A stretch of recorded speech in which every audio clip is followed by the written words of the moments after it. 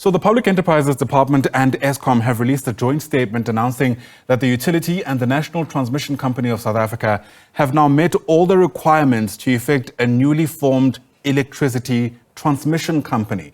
Now, the National Transmission Company of South Africa, which is wholly owned a wholly owned subsidiary of Eskom, was established in alignment with the Department of Public Enterprises and their roadmap for Eskom in a reformed electricity supply industry, and that was issued in October of 2019. Let's make sense of this for you. Bring in development finance specialist Ruse Moleshe, who joins us now via our video link. It's lovely to have you on the program, Ruse. Thanks very much indeed for making time. You know, in that statement, Mteto Nyati, who of course is an executive at Eskom, is citing this as a key development, but I wonder in layman's terms what they're effectively saying. Thank you, Ayanda, and good morning to the listeners. So what this means is that, there's been a roadmap, as you correctly point out, since 2019, where Eskom is looking to break away the National Transmission Company, which is a company that will be buying power from independent power producers, from Eskom generation, and any other imports that South Africa needs to do. So what they are indicating is that the milestones to get there are met. The setting of the board has already been done. The licensing by the regulator has been done. And then almost all of the lenders that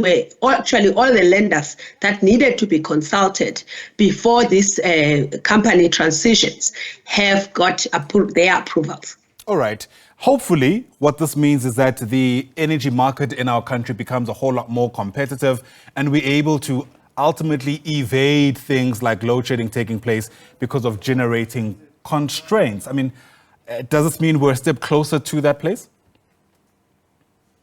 So this is a long-term journey. It's a long-term journey in the sense that you already have a monopoly generator, which is Eskom, which generates over 95% of electricity in the country. That's not going to disappear overnight, but gradually you will have new players coming into the market to try and compete with that. So new generation capacity will come in from those independent producers, but that will take a long time. Yeah, and I'm sure that's essentially the nub of the question for people who are watching and trying to interact with these different statements, the ultimate impact it'll have for ordinary citizens. Whilst this is a key milestone, in fact, some of the language being used in the statement is being described as a groundbreaking undertaking, the material effect will take a bit longer to see for you and me.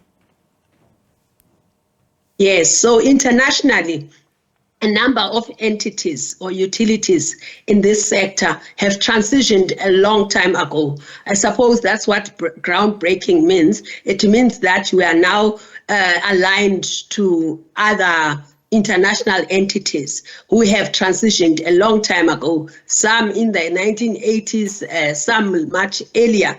So it's a journey, but experience shows that it takes quite a long time for the effect of the whole thing to show. Yeah, it's a journey, but hopefully we'll still be around to see it through. Ruse Moleshe, thanks very much indeed for speaking to us. Really do appreciate your time. Ruse speaking to us there as a development finance specialist and energy analyst.